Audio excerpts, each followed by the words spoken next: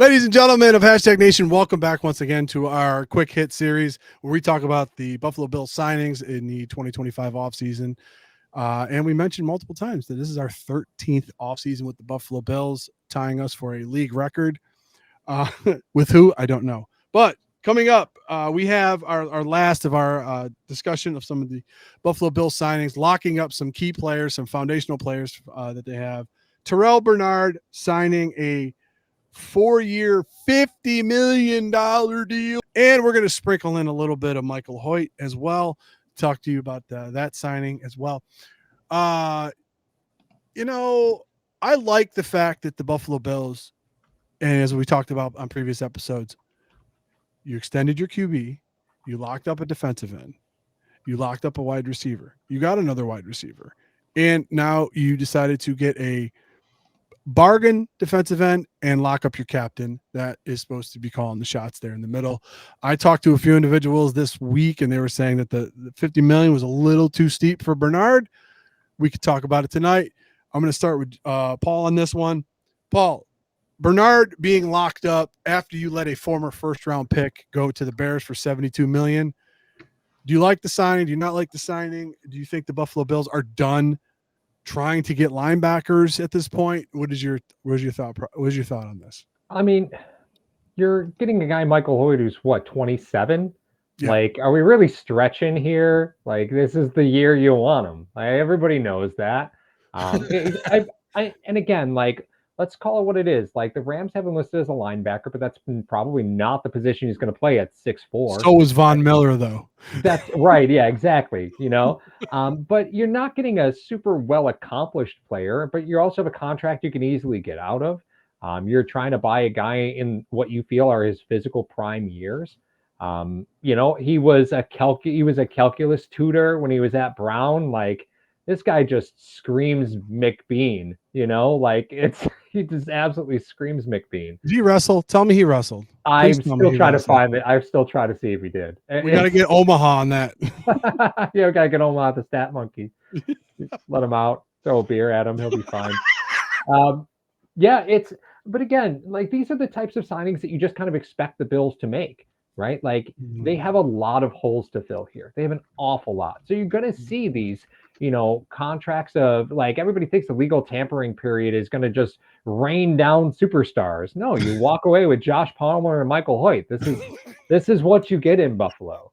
But it's also a player who knows he's going to be switching positions to one that's going to pay him far more on the free agent market at the end of this contract. If he's able to come in and get, more than 3.5 sacks a year, right? Like, if he comes in and he's able to produce that, 4.5, 5 to 6 sacks a year, that bodes a lot better for him than the position he finds himself in right now. So a good signing as far as that's concerned. Player coming in to compete on the edge. You just signed Rousseau to an extension. You definitely need more depth there. I mean, I'm good with it, right? It's fine, but I mean, this signing screams McBean. The guy's a smart, heady player off the field. Like, this is what you get. And an undrafted player, who has got a chip on his shoulder, Super Bowl champion. Like, come on, the book just writes itself. Yeah, I thought it was interesting. You went from a guy that in his career, percentage of snaps, okay, 10, 37, 85, 57. Yeah, right.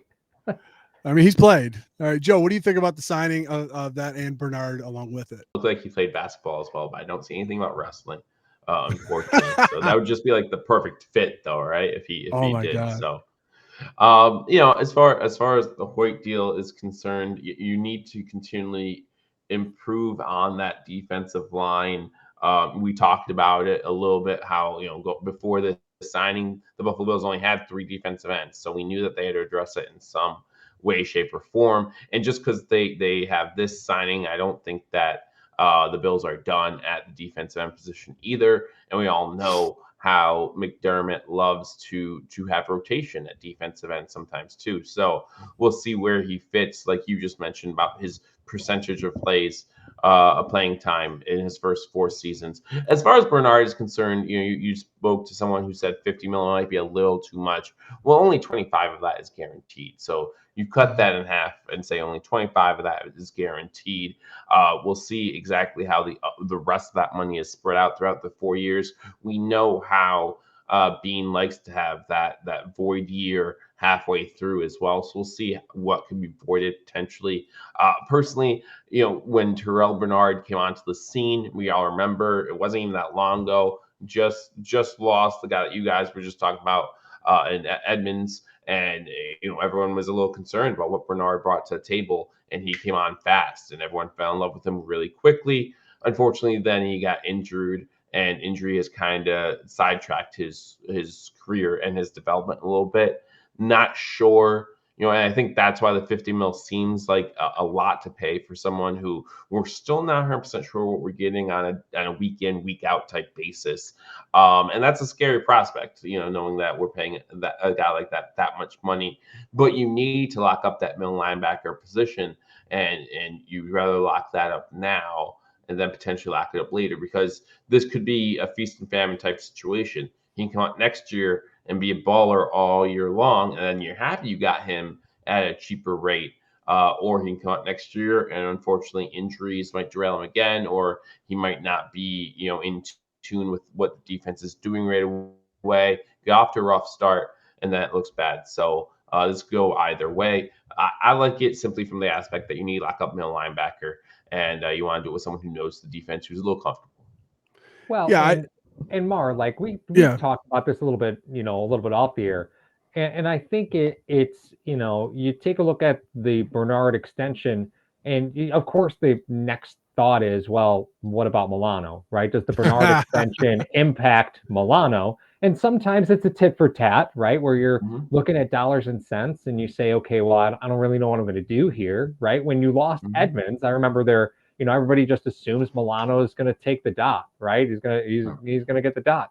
Well, I mean, the last couple of years, you haven't had a healthy Matt Milano. Terrel Bernard has had a lot thrown on his plate. So from a character standpoint, you certainly couldn't have given this guy a worse situation to try and be successful, right? Like, injuries aside for Bernard, is like, given the situation that he was in, absolutely no opportunity to develop. Is this contract worth it, right? Like, did you do enough here? For Bernard? Yeah. I think you absolutely did. I mean, if we think about it in the respect of 4 years ago, Matt Milano was signed to a deal when he was 27 years old. Some of us questioned, some of us were like, okay, that's great. He took a hometown discount. Now, what are we talking about? We're talking about a 4-year deal, $50 million for another linebacker. Right. This just seems like it's par for the course. I mean, they're going to draft another linebacker, and in 4 years, they're going to pay him 4 years, $55 million. Like, that's how it's going to go. It seems like in this respect. Oh, but, so you're calling the Dorian Williams extension early? Is that what I hear? I'm calling Dorian Williams starting this year. I mean, that's an episode for another day. But my point is this: is that don't get me started on Dorian Williams. Oh my God, you just knew where to go with that, didn't you? No, I like it because like you're sending messages to guys before the draft. Now think about this, guys.